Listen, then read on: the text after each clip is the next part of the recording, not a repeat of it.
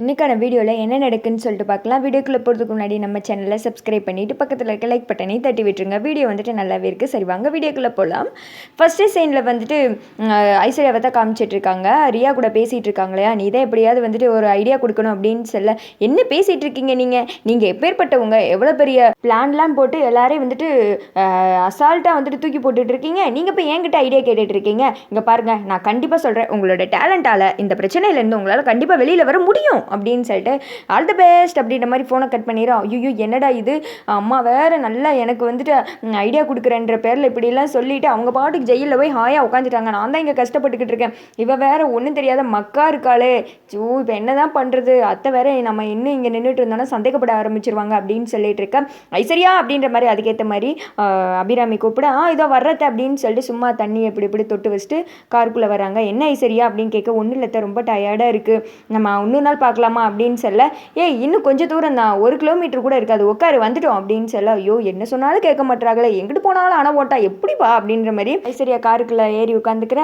அபிராமி வந்துட்டு என்ன ஐஸ்வர்யா ஒரு மாதிரி டயர்டாகவே இருக்குது அப்படின்னு கேட்க, ஒன்றும் இல்லை வாமிட் எடுத்தல, அதான் ஒரு மாதிரியே இருக்குது அப்படின்னு சொல்லிட்டு ஆஸ்பத்திரியிலேக்கு வந்துடுறாங்க.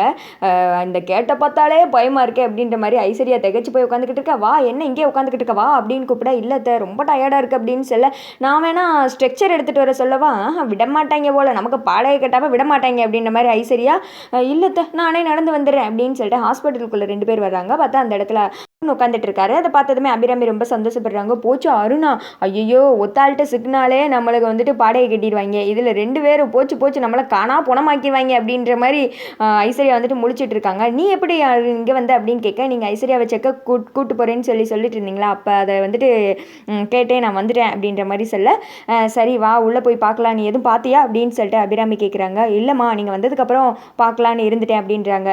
நீ என் வயிற்றில் இருக்கும்போது இவ தான் எனக்கு டெலிவரி பார்த்தா அப்படின்னு சொல்ல, அப்படியா ரொம்ப சந்தோஷம், எனக்கு வந்துட்டு ஐஸ்வர்யாவுக்கு இங்கே பார்க்கணும் தான் ஆசை, அவங்க தான் வேறு ஹாஸ்பிட்டலில் பார்த்துட்டு இருக்காங்க, நீங்கள் தான் எப்படியாவது சொல்லி ஐஸ்வர்யாவுக்கு வந்துட்டு டெலிவரி பார்க்க ஏற்பாடு பண்ணணும் அப்படின்னு சொல்ல, எனக்கு அந்த யோசனை இருந்துச்சுடா பாவம், ஆனால் அவள் டெல்லியில் அப்படின்னு சொல்ல, சரி வாங்க செக் பண்ணிக்கலாம் அதுக்கடுத்து பேசிக்கலாம் அப்படின்னு சொல்லிட்டு போகும்போது, ஆமாம் கார்த்தி வந்துட்டு முதல் டே ஆஃபீஸ்க்கு வந்திருக்கான், இப்படிரா இருக்குது அப்படின்னு கேட்க, அதெல்லாம் பின்னிட்டு இருக்காம்மா கலக்குறான், கார்த்தி வந்துட்டு எல்லாரும் வச்சு கொண்டாடுறாங்க, கண்டிப்பாக வந்து ஜெயிக்க போகிறான் பாருங்க அப்படின்னு சொல்ல, எனக்கு இப்போ தாண்டா ரொம்ப சந்தோஷமாக இருக்குது அப்படின்னோடனே ஐஸ்வர்யா வந்துட்டு ஒரு மாதிரி வந்துட்டு முறைச்ச மணிக்கே நின்றுட்டு இருக்காங்க. கார்த்தி பற்றி பெருமையாக பேசவும் அடுத்து எல்லாருமே உள்ளே நடந்து போகிறாங்க. ஐஸ்வர்யா மட்டும் போச்சு என்ன பண்ணுறது, என்ன செஞ்சு தப்பிக்கிறது, ஏதாவது ஒன்று பண்ணணுமே அப்படின்னு சொல்லிட்டு யோசிச்சுட்டே வர, அந்த பக்கம் வந்துட்டு கம்பெனியில் தான் காமிச்சிட்ருக்காங்க. கார்த்தி வந்துட்டு சாப்பிட்றதுக்காக லைனில் வந்து நிற்க, சார் வீட்டிலேருந்து சாப்பாடு கொண்டு வரலையா, நீங்களுமா இங்கே வரீங்க அப்படின்னு கேட்க, ஏன் நானும் இங்கே வந்து தானே வேலை பார்க்குறேன், அப்போ நானும் இங்கே சாப்பிட்றதுல என்ன தப்பு, நான் கொண்டு வரல, இங்கே தான் சாப்பிட போகிறேன் அப்படின்னு சொல்ல, இல்லை சார் இது அவ்வளோவா நல்லா இருக்காது அப்படின்னு சொல்ல, அப்போ நீங்கள் மட்டும் சாப்பிட்றீங்க அப்படின்றாங்க. அதெல்லாம் வந்துட்டு பழகிடுச்சு சார் அப்படின்னதும், வாங்க நம்மளும் பழகிக்கலாம் அப்படின்னு சொல்லிட்டு சாப்பாடை வாங்கி போய் உட்காந்து சாப்பிட்டு பார்க்குறாங்க.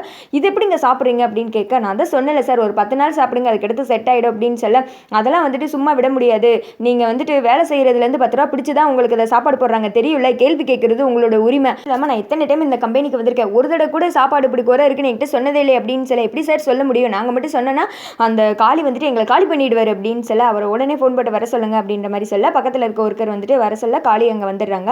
என்னங்க இது அப்படின்னு கேட்க, சாப்பாடு அப்படின்றார், அது எங்களுக்கு தெரியாது, சாப்பிட்டு பாருங்க எப்படி இருக்குன்னு, நல்லா வேலை பார்க்குறவங்களுக்கு நல்ல சாப்பாடு கொடுத்தா தானே அவங்களால நல்லா சாப்பிட முடியும், என்ன இப்படிலாம் பண்ணிட்டு இருக்கீங்க அப்படின்னு சொல்ல, இங்கே பாரு நீ முன்னாடி பாரு ஓனர் கிடையாது, இங்கே வேலை பார்க்க வந்திருக்க, ஒழுங்காக வேலை பார்த்துட்டு கொடுக்குறது சாப்பிட்டு போயிட்டே அப்படின்னு சொல்ல, என்ன ரொம்ப திமிரா பேசிக்கிட்டு இருக்கீங்க அப்படின்னதும் அந்த இடத்துக்கு அருண் ஆனந்த் சும்மா விசிட் பண்ணுறதுக்காக வர்றாங்க. என்னதுங்க பிரச்சனை மாதிரி இருக்குது அப்படின்னு சொல்லிட்டு வழக்கம் போல் ஆனந்த் சொல்ல, வா போய் பார்க்கலாம் அப்படின்ற மாதிரி பின்னாடி வந்துட்டு அருண் கோரஸ் போட அதே மாதிரி அங்கே வர்றாங்க. என்ன பிரச்சனை அப்படின்னு கேட்க, உங்கள் தம்பி தான் பிரச்சனை பண்ணிக்கிட்டு இருக்காங்க அப்படின்னு சொல்ல, இங்கே பாரு கார்த்தி நீ ஒன்றும் ஓனர் கிடையாது, என்ன பிரச்சனைன்னு என்கிட்ட சொல்ல அப்படின்றாங்க. இந்த சாப்பாடை நீயே சாப்பிட்டு பாரு அப்படின்னு சொல்ல, நான் எதுக்கு சாப்பிடணும் அப்படின்னதும் அருண் சொல்கிறாங்க, இங்கே பாரு எல்லாரும் சாப்பிட்றாங்க சாப்பிட்டு பாடு அப்படின்னு சொன்னதுமே, ஓனருக்கு வந்துட்டு சாப்பாடு போட்டுவாங்கப்பா, அதுவும் அந்த மஞ்சள் கலர் கூட்டு வச்சுட்டு வாங்க, அதான் ரொம்ப நல்லா இருந்துச்சு அப்படின்னு சொல்லிட்டு கார்த்தி சொல்ல, சாப்பாடு வச்சு கொடுக்குறாங்க. ஆனந்த் ஒரு வாய் வச்சதுமே தூ அப்படின்னு சொல்லிட்டு துப்பிடுறாங்க.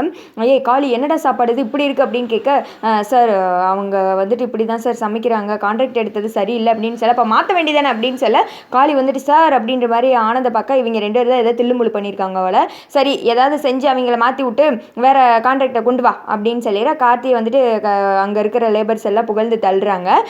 தேங்க்ஸ் சார், வாட்டு சார் அப்படின்னு சொல்லிட்டு கார்த்தி வந்துட்டு அவங்கள கிண்டல் பண்ணி அமுச்சு விட்றாங்க ஆனந்த. அடுத்த சீனில் ஹாஸ்பிட்டலில் தான் காமிச்சிட்டு இருக்காங்க. டாக்டரை பார்க்க வந்தவங்க டாக்டரை உள்ளே போய் மீட் பண்ணுறாங்க. வா அபிராமி அப்படின்னு கேட்க ஐஸ்வர்யாவை நீ தான் செக் பண்ணணும் அப்படின்றாங்க. பண்ணிட்டா போது வா அருண் அப்படின்னு சொல்லிட்டு அருணை வந்துட்டு வெல்கம் பண்ணுறாங்க. சரி நான் செக் பண்ணுறேன், நீங்கள் 2 பேரும் கொஞ்சம் வெளியில் இருக்கீங்களா அப்படின்னு சொல்ல ஐஸ்வர்யா உள்ளே கூட்டு போய் வந்துட்டு செக் பண்ணுறாங்க. ஃபுல்லாக வந்துட்டு வயிற்றை வந்துட்டு அமுக்கி பார்க்குறாங்க. ஒரு மாதிரி கன்ஃபியூஷனில் நீ இதுக்கு முன்னாடி வந்துட்டு ஹாஸ்பிட்டலில் செக்அப் பண்ணியிருக்கியாம்மா அப்படின்னு சொல்ல பண்ணியிருக்கேன் அப்படின்றாங்க. அதோட ரிப்போர்ட்ஸ் எனக்கு வேணும் அப்படின்னு சொல்ல ஐஸ்வர்யா வேமா டக்குன்னு பதட்டத்தில் ஏஞ்சி நிற்கிறாங்க. டாக்டர் தேவையில்ல அப்படின்னு சொல்ல என்னடா சொல்ல வரா அப்படின்னு சொல்லிட்டு டாக்டர் குழப்பத்தில் பார்த்துட்டு இருக்க. நீங்கள் எதுக்கு குழம்பு போய் நிற்கிறீங்கன்னு எனக்கு தெரியுது, நான் உண்மையாகவே ப்ரெக்னென்ட் இல்லை, அப்படி வந்துட்டு நடிச்சிட்ருக்கேன், அத்தைக்கிட்டே ஹஸ்பண்ட்கிட்டே உண்மை சொல்லிடாதீங்க அப்படின்னு சொல்ல சொல்லாமல் எடுக்க முடியாது, அபிராமி என்னோட பெஸ்ட் ஃப்ரெண்டு, அதுவும் இல்லாமல் அருண் வந்துட்டு என்னோட பையன் மாதிரி அப்படின்னு சொல்ல ப்ளீஸ் டாக்டர் அப்படின்னு சொல்லிட்டு ஐஸ்வர்யா வந்துட்டு டாக்டரோட காலை பிடிக்க வேமா டாக்டர் வந்துட்டு விறுவிறுன்னு போகிற மாதிரி காமிக்கிறாங்க. அதோட பார்த்தீங்கன்னா இந்த வீடியோ வந்துட்டு முடிஞ்சிடுது.